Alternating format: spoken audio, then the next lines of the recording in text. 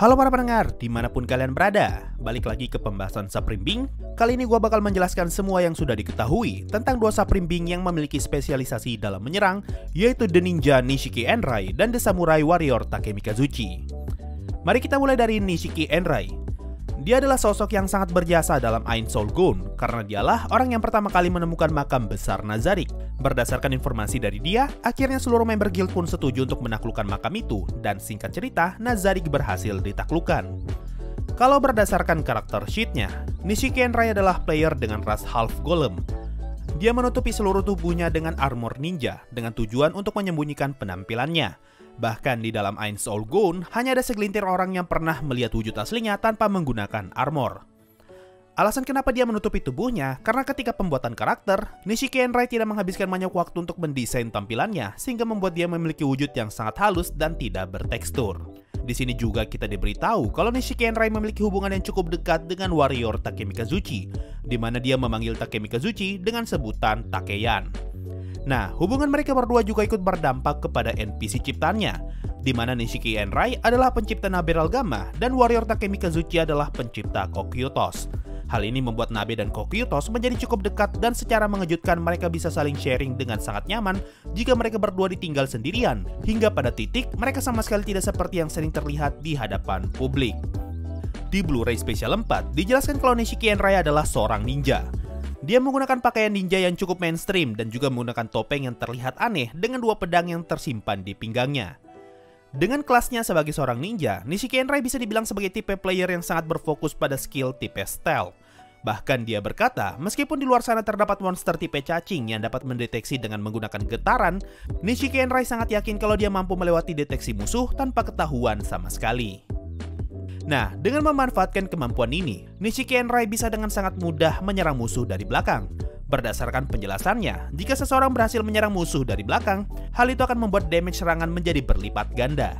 Oleh karena itu, sangat mudah bagi Nishiki Enrai untuk membunuh musuhnya hanya dengan satu serangan. Karena hal inilah, Nishiki Enrai disebut sebagai Saprimbing dengan daya serang tertinggi. Bahkan di dalam Arcadia, Moriyama menjelaskan kalau Nishiki Enrai adalah tipe karakter super ofensif dengan kemampuan menyerang yang luar biasa. Tapi, sebagai ganti dari daya serang yang sangat tinggi, Nishiki Enrai memiliki pertahanan yang sangat buruk. Bahkan dia ngomong kalau saja dirinya ketahuan, maka dia pasti akan mati. Nishiki Enrai sengaja membuat karakter seperti ini karena dia sangat suka dengan sensasi di mana dia bisa bergerak dengan sangat cepat dan bisa memberikan damage yang sangat besar. Tapi di saat yang bersamaan, dirinya sangatlah rapuh. Dilihat dari penjelasan ini, menurut gua, Nishiki Enrai adalah tipe player yang suka memacu adrenalinnya. Kemudian di Blu-ray 6, kita diberitahu kalau role Nishiki Enrai lebih ke arah Seeker dibandingkan Attacker. Role Seeker sendiri bertugas untuk memandu perjalanan ketika menaklukkan dungeon dan mendeteksi letak jebakan.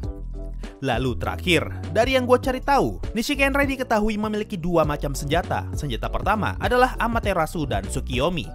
Ini adalah senjata berbentuk pedang pendek yang Ainz gunakan ketika bertarung melawan Shaltir. Pedang kuning adalah Amaterasu dan pedang putih adalah Tsukiyomi. Efek dari pedang ini adalah memberikan holy damage kepada musuh tipe undead. Dan senjata kedua adalah Susanoo. Ini adalah kartu andalan Nishiki Enrai. Senjata ini memiliki panjang 3 meter dan memberikan berbagai macam penalti kepada penggunanya sehingga pedang ini akan sangat lambat jika diayunkan. Akan tetapi, ayunan yang lambat itu sama sekali tidak berpengaruh jika musuh yang diserang tidak bergerak sama sekali. Dijelaskan di Blu-ray 6 kalau sepertinya terdapat loophole di dalam sistem atau kemungkinan memang keputusan dari developer yang membuat daya serang dari pedang ini sangatlah luar biasa, bahkan jika digunakan untuk menyerang monster khusus seperti boss monster. Oke, itu tadi semua yang bisa gue jelaskan tentang Nishiki Enrai. Sekarang kita pindah ke Saprimbing berikutnya, yaitu warrior Takemi Kazuchi, si pencipta Kokyutos. Sama seperti Yamaiko, warrior Takemi Kazuchi adalah karakter dengan ras Nephilim, yaitu versi heteromorfik dari ras Giant. Di volume 2, Ainz menyebut Takemi Kazuchi dengan sebutan pria yang dikenal sebagai No Second Strike. Dia menggunakan dua nodachi atau dua pedang besar Jepang yang dikenal sebagai God Slaying / Emperor dan Takemi Kazuchi MK8. Berdasarkan penjelasan di Blu-ray 6, Momonga ingin memiliki pedang besar seperti yang digunakan warrior Takemi Kazuchi agar dia bisa mengayunkan pedang itu dengan penuh gaya. Hal inilah yang menjadi alasan kenapa sosok Momon membawa dua pedang besar karena Ainz meniru gayanya warrior Takemi Kazuchi.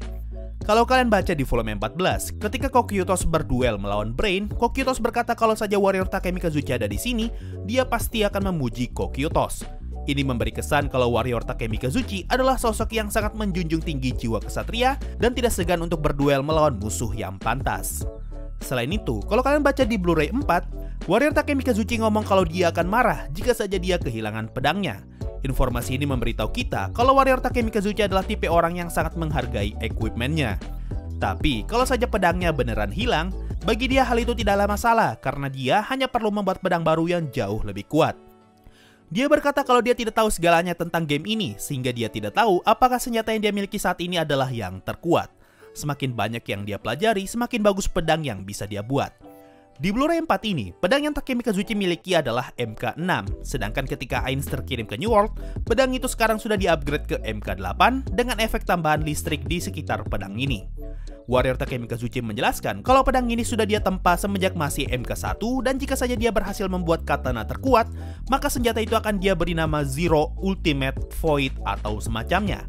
Ini berarti nama MK1 hingga MK8 masih sekedar senjata prototype. Nah, ternyata kalau kalian baca di karakter sheet Warrior Takemi Kazuchi, di sini dijelaskan kenapa dia sangat ingin membuat senjata terkuat. Warrior Takemi Kazuchi, dia adalah salah satu dari 9 anggota pertama Nine Own Gold. Dia bergabung dengan klan ini karena terpukau dengan kekuatannya Touch Me. Teman-temannya mengira kalau membuat senjata hanya sekedar hobi, tapi sebenarnya Warrior Takemi Kazuchi ingin membuat senjata yang cukup kuat untuk membuat dia bisa mengalahkan Touch Me. Tapi sayangnya, sebelum mahakarya ini selesai, kejadian tragis terjadi dan membuat dinding yang selama ini menutupinya menghilang. Pedang terkuat Takemi Kazuchi pun kehilangan tujuan dan ditinggalkan dalam kondisi belum selesai. Sekarang, pedang itu dipajang di Avatara yang ada di ruang harta. Dari informasi ini, bisa ditarik kesimpulan kalau pedang Takemi Kazuchi bisa saja menjadi senjata terkuat yang pernah ada. Hanya saja karena Touch Me berhenti bermain, membuat Warrior Takemi Kazuchi kehilangan semangat untuk melanjutkan proyek ini dan memilih untuk ikut berhenti juga. Dengan background seperti ini, sangat masuk akal kenapa di volume 3, Shalltear ketakutan ketika melihat Ainz menggunakan Takemi Kazuchi MK8. Saking takutnya, Shalltear sampai harus melompat mundur agar keluar dari jangkauan pedang itu. Kemudian kita diberitahu kalau ternyata reaksi Shalltear sangat wajar karena semua penduduk Nazarik akan ketakutan jika melihat senjata ini.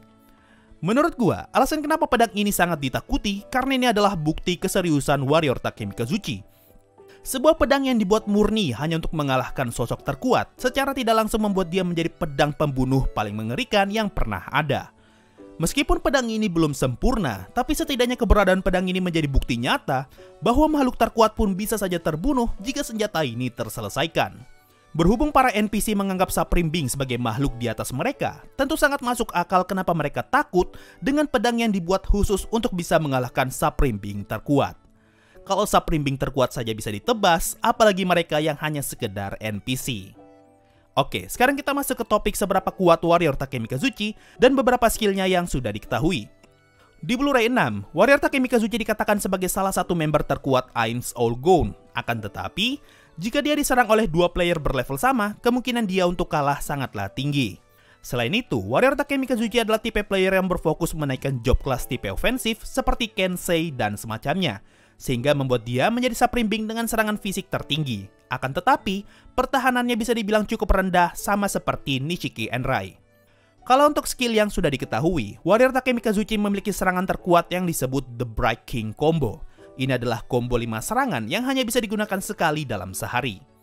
Nama-nama skillnya cukup sulit untuk gua sebutkan, jadi nggak bakal gua sebutkan di sini. Kalau kalian penasaran bisa cek sendiri di Blu-ray Special 6 atau di Wiki Fandom. Intinya, skill-skill yang Warrior Takemi Kazuchi bisa dibilang mirip seperti Kokyutos. Efek visualnya juga sama seperti yang ada di game Mask for the Dead, yaitu ketika dia menggunakan skill akan muncul sesuatu di belakangnya. Contoh, ketika Warrior Takemi Kazuchi menggunakan skill Achalanata, muncul sosok Fudomyo-o di belakangnya. Oke? Itu tadi semua informasi yang berhasil gue kumpulkan tentang Supreme Being Nishiki Enrai dan Warrior Takemi Kazuchi. Setelah video ini, gue bakal bahas profil buku-buku Chagama. Mungkin itu saja untuk video kali ini. Makasih semua yang sudah mendengarkan sampai di titik ini. Sampai jumpa di video berikutnya. Dan bye-bye. Yo, waktunya Saweria. Ada dari Sapa. Bang, kalau ngedit video sama thumbnail pakai aplikasi apa ya? Untuk video gue pakai Premiere Pro dan thumbnail semuanya gue pakai PowerPoint. Ada dari Yonus M. Bang, cuma mau nyapa. Sering-sering bro, nyapa sambil nyawer. Ada dari penonton di mana gue berada, baru ada duit. Mantap. Ada dari Andi. Bang, bahas detail kecil Boku no Pico dong. Udah, cek aja video lama. Ada dari DxD season 5, bejat. Lu nonton Shigatsu wa Kimi no Uso gak bang? Detail kecilnya dong. Sampai sekarang gua belum niat jadi detail kecil anime drama bro. Masih harus gua tampung dulu ya. Dan terakhir ada dari Bukan Budi. Sensei, udah pernah nonton Keikai Sensen? Kalau belum, mungkin Sensei bisa coba dengar opening animenya. By the way, maaf baru bisa nyumbang sekarang. Keikai Sensen, menurut gua ya, hal yang paling memorable dari anime ini adalah episode terakhirnya yang harus kena delay 1 musim dan dirilis dengan durasi kalau nggak salah ya hampir sejam. Pada saat rilis, ini adalah salah satu anime yang openingnya gua tonton ulang-ulang karena memang enak didengar. Dan untuk perkara nyawer bro, lu mau nyawer sekarang, kemarin, ataupun besok, tidak perlu minta maaf, justru gua yang berterima kasih. So itu tadi dari Saweria, makasih semua yang sudah donasi dan gabung jadi membership, thanks a lot and bye-bye.